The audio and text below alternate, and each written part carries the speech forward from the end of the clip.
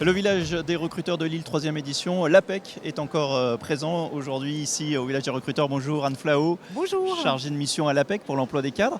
Est-ce qu'en 2024, encore et toujours, finalement l'horizon est dégagé pour les cadres?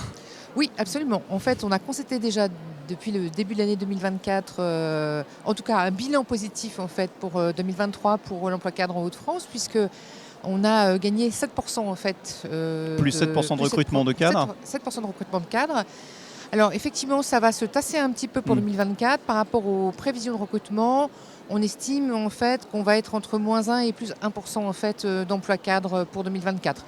Mais ça, c'est après en fait d'immenses rebonds qui ont été réalisés après la crise Covid. Oui. Donc on revient finalement à des niveaux tout à fait normaux depuis en rapport à ce qui s'est passé en 2019.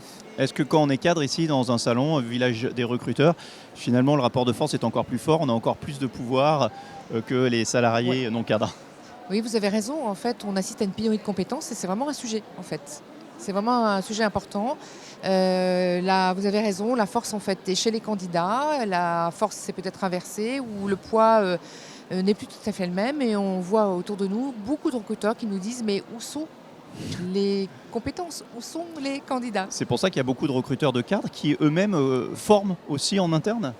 Alors, il y a d'abord, en fait, on revoit en fait sa politique de recrutement, donc on est plus créatif, plus décalé. On y participe, nous aussi, en organisant des job dating qui sont complètement différents aujourd'hui, qui ressemblent quasiment à des forums inversés, où c'est plutôt les entreprises, c'est plutôt, pardon, les candidats qui vont aller recruter les entreprises. Oui. Mais en fait, on est sur des modèles, des formats aussi innovants, où on va utiliser l'art, le sport et tout autre support pour pouvoir attirer les compétences. On va aussi beaucoup aider les entreprises à travailler sur leur marque employeur, sur la capacité à attirer des candidats, qu'est-ce qu'elles ont de plus, quels sont leurs avantages concurrentiels, de la même manière qu'on apprend à le faire aux candidats d'ailleurs, hein. Voilà, donc, Quand on parle d'avantages concurrentiels, on parle pas forcément de salaire?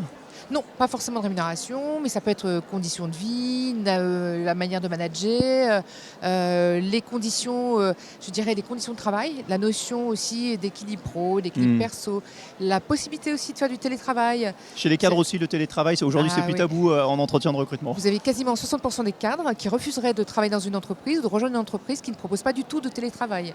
Donc c'est un sujet.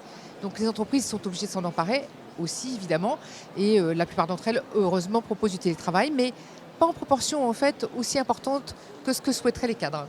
Bon, le pouvoir est dans les mains des cadres. Oui, aujourd'hui, oui, on peut le Plus dire. que jamais aujourd'hui. Merci beaucoup et bonne journée ici au village des Merci, recruteurs de vous Lille. aussi.